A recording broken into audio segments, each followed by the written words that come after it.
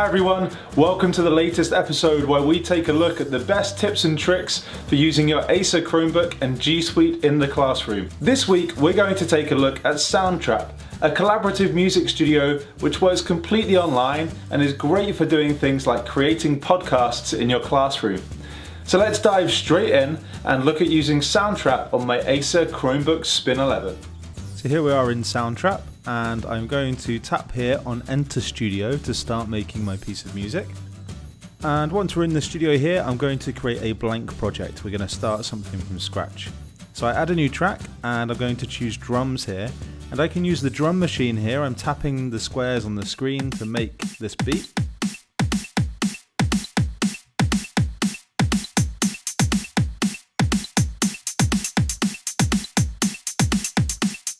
And once I'm happy, I can just stop and insert that into my project.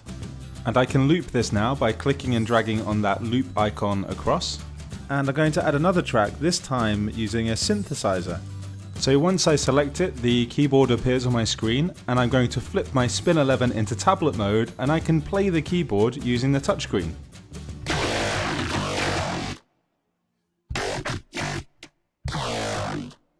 Now, I'm not a fan of that sound, so I'm going to click and switch the style of the synth here by choosing a different sound.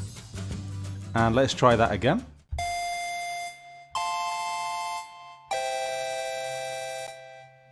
That's better. So once I'm ready to record, I click the record button at the bottom, and then I can record this alongside the rest of my track. Here we go.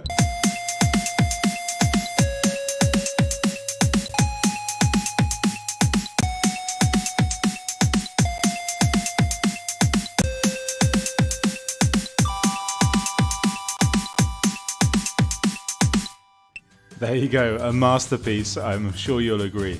So now that I've got my two tracks here, I could actually go into this synth track here, and I can select a piano roll, which will allow me to adjust each of those notes that I played just by clicking and dragging.